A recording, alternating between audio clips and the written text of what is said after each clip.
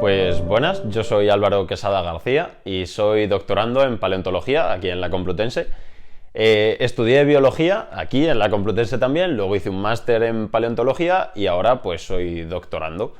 Y estoy dentro del grupo de vertebrados, dentro de paleontología, pues dentro del grupo de vertebrados, y estoy haciendo la tesis sobre la evolución de los ecosistemas abiertos durante el Cenozoico, trabajando pues en diferentes grupos de mamíferos, diferentes filogenias, morfometría geométrica, bueno, diferentes cositas. A ver, a mí desde pequeño siempre me han gustado mucho los animales, siempre, desde muy pequeño los animales ha sido como mi tema de siempre, también luego dinosaurios un poco, bueno, yo creo que como un poco a todos los niños. Y entonces, pues eso al final lo fui un poco alargando y durante el instituto como que tenía muy claro el tema de biología, el tema de paleontología, sobre todo era súper claro el tema de paleontología. Y entonces dije, pues para hacer paleontología o biología o geología. Y como me gustaba mucho todo eso de los animales, la naturaleza en general, pues dije, pues biología. Y si luego surge dentro de biología que me gusta otra cosa más que la paleo, pues otra cosa, lo que sea, pero me gustaba mucho eso, el tema animales, naturaleza, y por eso tiré por biología. A ver, la paleontología al final es como la mezcla 50-50, por así decirlo, entre geología y biología. Entonces, al final, si quieres hacer paleontología, o tiras por biología o tiras por geología.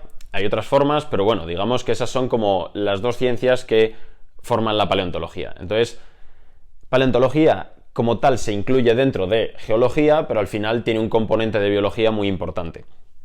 Entonces, al final, yo estudié biología, pero igualmente me pasé a geología porque la paleontología está dentro de geología, básicamente. Yo como tal, en mi doctorado, durante el máster, he tenido muy poca carga de contenido geológico. En realidad, sigo teniendo ese bagaje de biología en la parte ambiental, pero como que la geología en realidad no ha sido tan importante porque en paleontología es un 50% de toda la paleontología. Entonces, bueno, pues no es difícil. No es difícil dependiendo del cambio que hagas entre una carrera y otra. En mi caso, concretamente, no es que esté haciendo geodinámica interna o algo así, que es como súper diferente a biología, sino que es paleontología que tiene un componente de biología importante. Entonces ha sido un cambio bastante facilito. De hecho, hay muchos paleontólogos que de origen, de carrera, son biólogos. Igual que hay muchos paleontólogos que son geólogos. Es como, bueno, pues un 50-50 donde conviven un poco las dos disciplinas. Que es un poco lo que no ocurre en la facultad, que es como, bueno, por un lado esos, por otro lado los otros. Pero bueno, en este caso sí que es un poco así. A ver, es verdad que durante la carrera de geología hay como creo que son dos asignaturas que son de paleontología.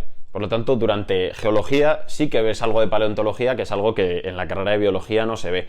Entonces yo creo que incluso el hecho de ver paleontología durante la carrera de geología como que me hubiese hecho llegar exactamente al mismo máster. Es verdad que con unos conocimientos diferentes y posiblemente con unos intereses diferentes, pues porque a mí me interesa mucho la evolución, mamíferos, esas cosas, quizá el haber estudiado geología me hubiese hecho interesarme más por otro tipo de organismos o por otro tipo de enfoque de la paleontología, pero yo creo que hubiese podido llegar también al mismo máster y al doctorado, aunque quizá con otro enfoque diferente.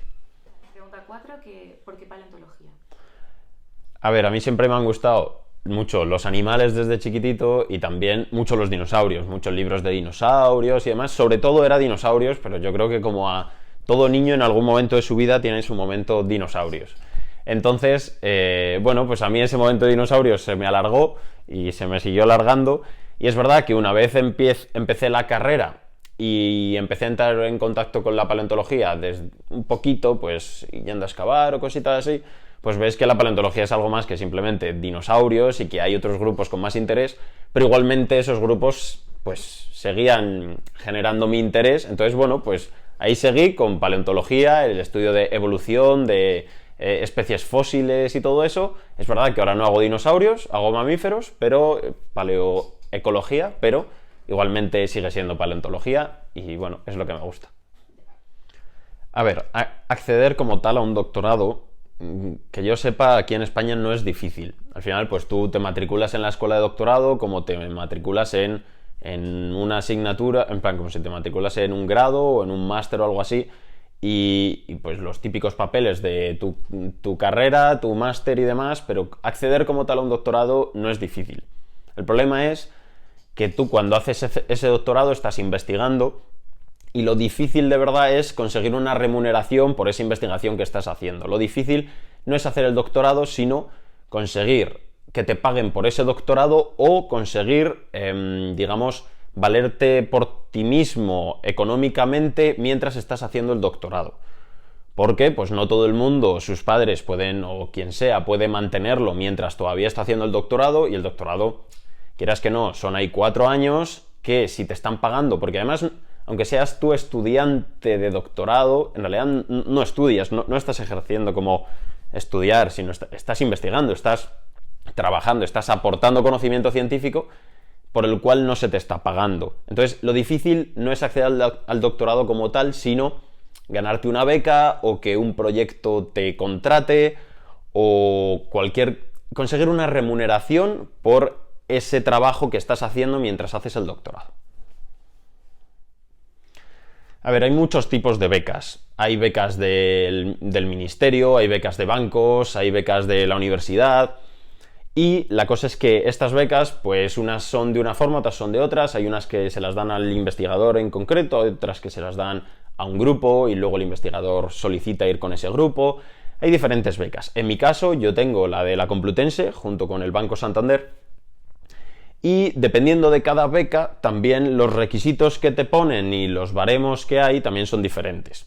Entonces, en el caso, por ejemplo, de la FPU, que es una de las becas más importantes a nivel nacional, hacen una primera criba por nota. Entonces, si no entras dentro de una nota, ya no puedes hacer el resto de cosas, pues tipo currículum, proyecto, esas cosas.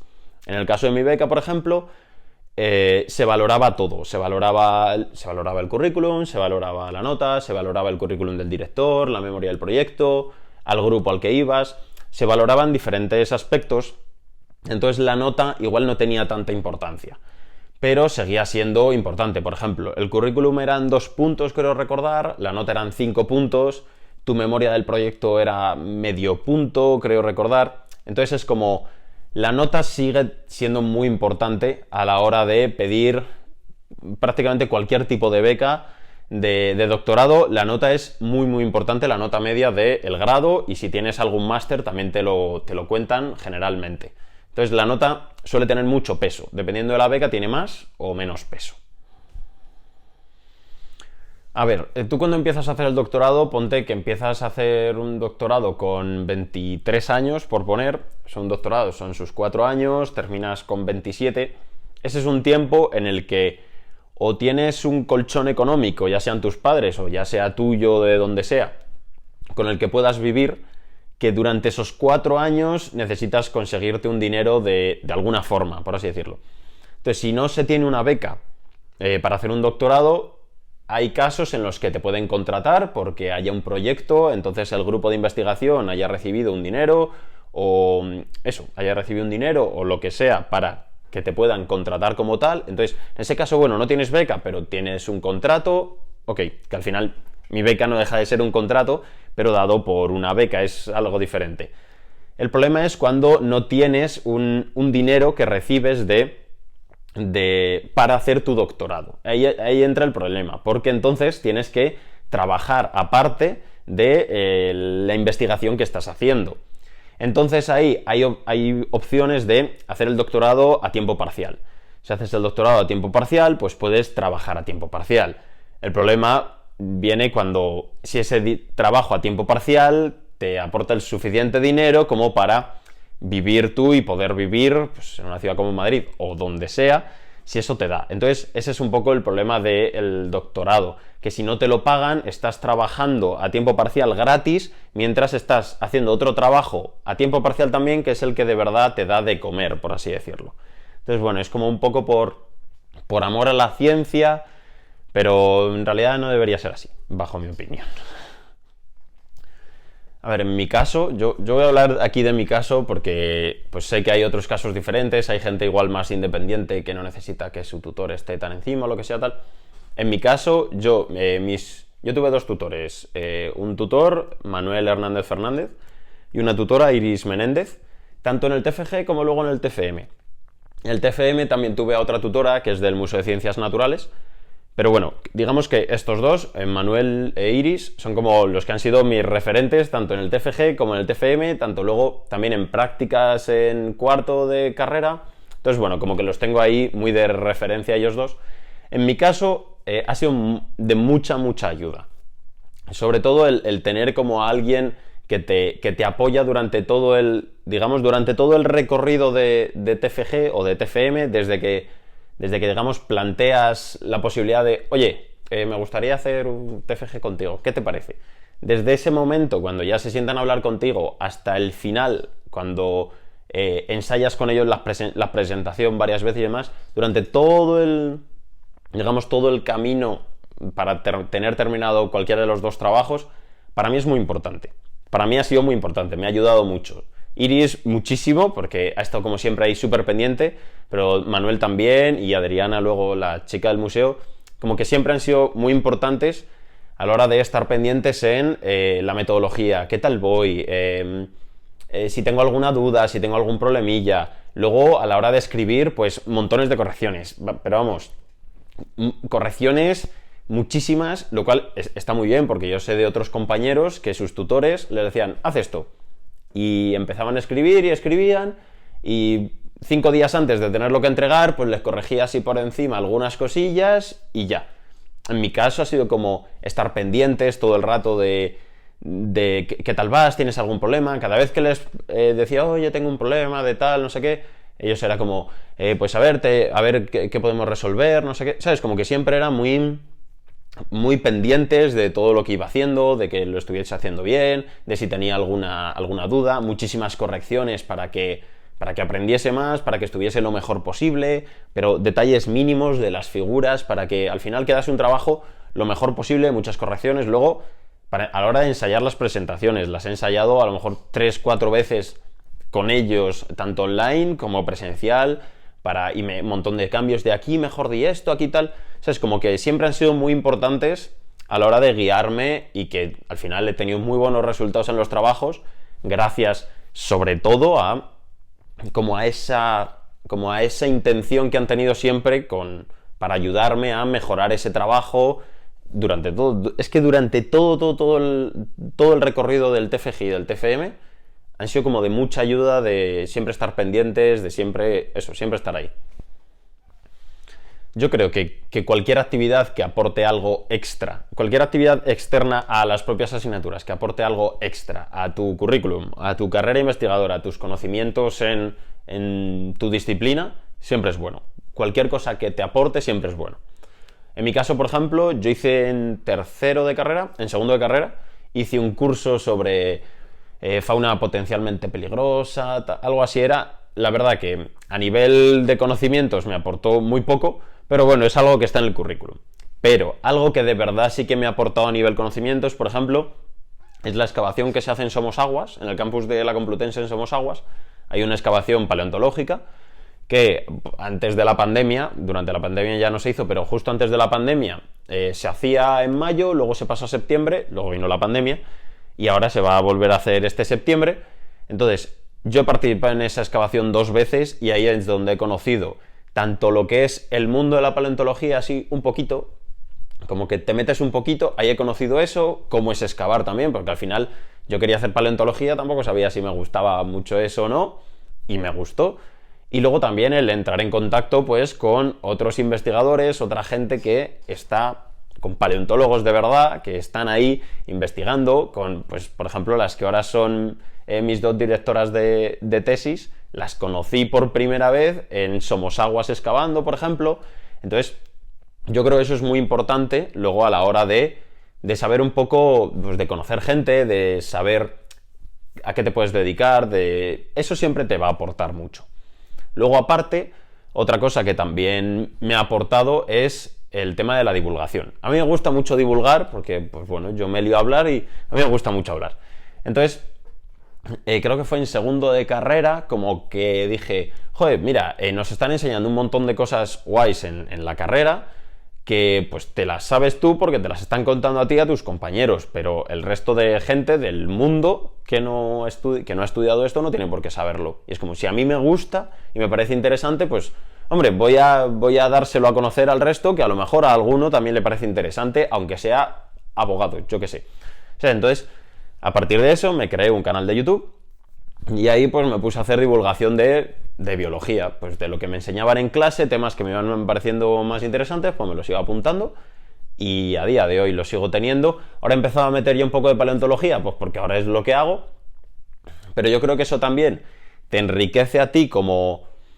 Porque hacer un canal de divulgación de biología, al final tienes que leer mucho sobre otras cosas que no son lo tuyo, digamos, otros conocimientos dentro de la biología, tienes que informarte sobre eso para hacer un vídeo con peso científico, por así decirlo. Entonces, al final eso te enriquece a ti y aparte también es como el ejercicio de dárselo a conocer a los demás, eso también te aporta. Y luego, bueno, quién sabe si en un futuro el hecho de tener esto me va a favorecer pues para hacer otras cosas de divulgación o yo que sé, hay muchos youtubers de divulgación de ciencia, pues Quantum Fracture de física, o C de ciencia en su momento, o Paco Zoico en paleontología, por ejemplo, que luego van a ciertos eventos, hacen entrevistas y demás y dan a conocer, más allá de su canal de YouTube, dan a conocer mucho más la ciencia que a ellos les gusta, la ciencia que ellos hacen. Entonces yo creo que eso es importante también para, no solo por satisfacción personal dar a conocer lo que a ti te gusta, sino para que el resto de gente también tenga un conocimiento sobre eso, ese mundo en el que tú trabajas, ¿sabes? A ver, yo la verdad, como investigador, yo llevo muy poquito, como tal. Pero ya el simple hecho de tener que ganarte una beca para hacer el doctorado, ahí ya ves un poquito de la dificultad que es ser investigador en España. Pero el estar aquí dentro del departamento y compartir hora del café y comidas con gente que lleva años dentro de la investigación y las conversaciones de las plazas, las becas, los proyectos y todo eso, ahí te das cuenta de verdad lo difícil que es ser investigador en España. Es bastante difícil.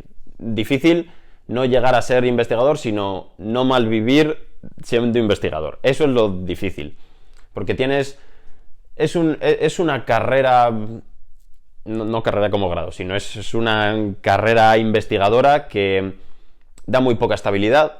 La estabilidad que consigues, la consigues ya con bastantes años y siempre tienes que estar compitiendo contra otra gente, siempre como que el sistema hace que la carrera investigadora se convierta en tengo que publicar más, ir a más congresos para ganar al de al lado, para competir por una plaza estable en algún momento. Entonces al final se convierte todo en una mera competición de todo es muy competitivo, es todo el rato intentar asentarte y estabilizarte lo antes posible, pero para eso vas a tener que viajar un montón, vas a tener que estar un año en un país, luego te vas a tener que ir 2 años a otro país, luego te vas a otro sitio, luego te mueven de ciudad, luego no sé qué, y eso es muy difícil. Estabilizarlo con una vida personal, por así decirlo. Entonces, en España como tal, vas a estar seguramente obligado a irte fuera. Eso lo primero, porque no es que haya mucho dinero, hay mucha gente y poco dinero, entonces seguramente toque irte fuera. Entonces es una vida difícil, es un mundo muy difícil. Yo por lo que tengo oído y lo poquito que he sufrido ya un poquito y ya me ha parecido esto terrible. Y por lo que he oído y por lo que veo ves a la gente que está intentando ganarse una plaza a sus 40 y pico años con un currículum que dices, yo eso no lo voy a conseguir en la vida, y que esté como peleando todavía por conseguir una estabilidad, es un mundo que lo ves, tú no lo conoces, y cuando te metes un poquito ves lo que hay y de repente es como, no sé dónde me he metido. Pero bueno, digamos que si te gusta y si estás dispuesto a sufrir, que no debería ser así, no deberías tener por qué estar dispuesto a vivir de esta forma. Pero al final es un poco lo que toca. Entonces, si estás dispuesto a vivir de esa forma y al final es lo que te gusta, pues es una vida durilla. Es un mundo duro el de la investigación, y en España concretamente mucho. Pero al final, si te gusta investigar, pues, bueno, digamos que las pequeñas satisfacciones personales, yo creo que si hay investigadores investigadoras es porque de verdad merece la pena, supongo, ¿no? Yo acabo de empezar. A ver, era mi objetivo. Digamos, mi objetivo era, una vez terminase la carrera, hacer el máster y terminar el máster y hacer un doctorado. Digamos que eso sería lo ideal. ¿Me lo esperaba? Pues no me lo esperaba. Por el tema de las becas, yo tenía como mucha obsesión con el tema de mi nota, que no era especialmente alta, entonces era como, no me esperaba, la verdad, sinceramente no me esperaba conseguir la beca a la primera. Pero no me lo esperaba yo ni se lo esperaba a nadie. Entonces, igual mi madre, no lo sé. Entonces, de hecho yo estaba como mirando trabajo en plan, bueno, voy a mirar así un poquillo a ver qué podría hacer de trabajo ahora al terminar el máster y demás, pero no me esperaba, la verdad, tener la beca. Era mi objetivo, pero bueno, no me lo esperaba, pero bueno, aquí estoy. Yo creo que el principal obstáculo que he tenido a la hora de... que luego no ha sido tan obstáculo, pero lo que más me ha afectado ha sido el tema de la nota de primero y de segundo de carrera. Porque pues tú llegas de bachillerato y entras de repente a la carrera, tampoco tienes mucha idea de qué quieres hacer después, no tienes idea de nada, sinceramente. Es como, es un mundo nuevo, gente nueva, estás mucho más pues a la gente y no tanto a las asignaturas.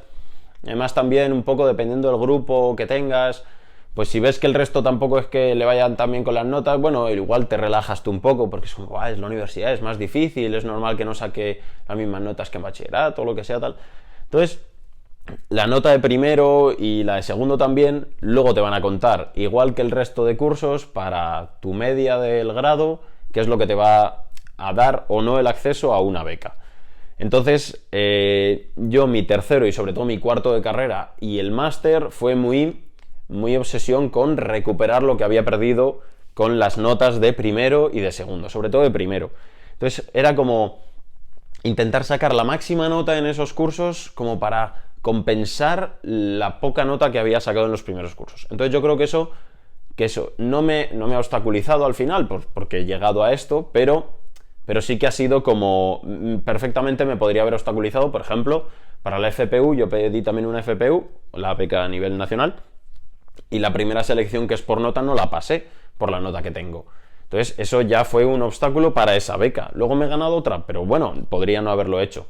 Entonces la nota en ese caso ha sido como mi principal obstáculo. Y eso me llevó en cuarto y sobre todo luego en el máster como a tener mucha obsesión con el tema de las notas, con el tema de sacar la mejor nota posible en absolutamente todo, que al final sí que te hace un poco dejar de lado otros aspectos de tu vida, porque al final te centras mucho en tu máster, en tu nota, y eso supone un poco, pues, como desequilibrios en otros aspectos de tu vida. Entonces, bueno, digamos que si empiezas a sacar mejores notas desde el principio, igual luego no tienes que obsesionarte tanto con sacar buenas notas en los siguientes cursos.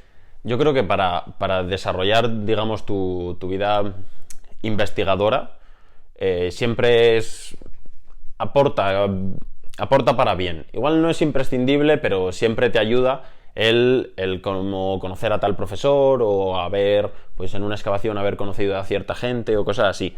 Mi ejemplo de hecho es, pues Manuel era mi profesor de geología en primero de carrera y luego hablé con él para hacer el TFG con él. Entonces, como ya conocerle de las propias clases, vale, que eso son las clases, pero como luego el preguntarle y demás, más luego la gente que conocí en las excavaciones, que luego pues de una forma o de otra, nunca sabes cómo te puede favorecer el conocer a ciertas personas, el tener contactos en cualquier sitio.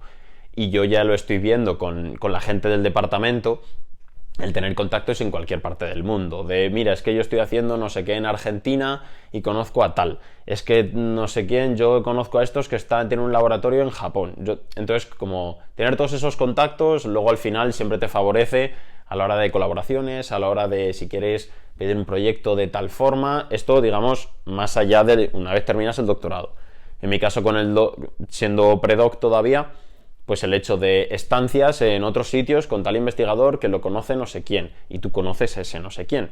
Entonces un poco el tener esos contactos luego te ayuda en el mundillo. Además el mundo de la paleo, que es relativamente pequeño y todos de alguna forma u otra nos conocemos, es como que luego siempre te va a favorecer. No te suele perjudicar. A ver, yo tengo la suerte de que mi familia supone tanto un apoyo emocional como también un apoyo económico.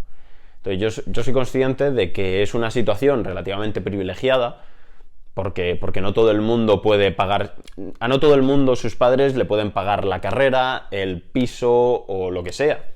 Entonces yo sé que al final el estar dedicando tu vida únicamente a estudiar tu carrera o estudiar tu máster, yo sé que es un privilegio que no todo el mundo puede tener.